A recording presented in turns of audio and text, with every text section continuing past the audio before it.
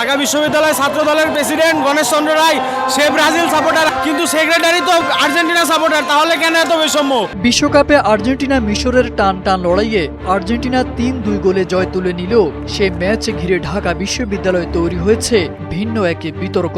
অভিযোগ উঠেছে ঢাবি ছাত্র দলের সভাপতি গণেশ চন্দ্র রায় ব্রাজিলের সমর্থক হওয়ায় ইচ্ছাকৃতভাবে ম্যাচ দেখানো হয়নি। এই ঘটনায় সামাজিক মাধ্যমেও শুরু হয়েছে আলোচনা সমালোচনা।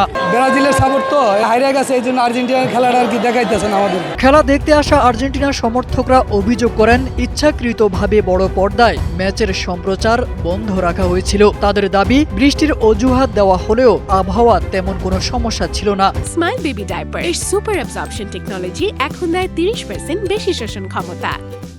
দূর দূরান্ত থেকে খেলা দেখতে এসেও হতাশ হয়ে ফিরতে হয়েছে অনেককে। এখানে তো রাজনীতি কিছু নাই, এখানে সবার জন্য উন্মুক্ত করা দরকার। তাদের ভাষ্য, খেলাধুলাকে কোনো দলের সমর্থনের ভিত্তিতে ভাগ করা উচিত নয়, এটি সবার জন্য সমানভাবে উন্মুক্ত থাকা প্রয়োজন। তারা জানান, স্পন্সরশিপ যেমন সবার জন্য, তেমনি খেলা দেখার সুযোগও সবার জন্য হওয়া উচিত। তবে অনেকে বলছেন বিষয়টিকে ব্রাজিল আর্জেন্টিনা সমর্থনের সঙ্গে না জড়িয়ে প্রকৃত কারণ খুঁজে দেখা উচিত।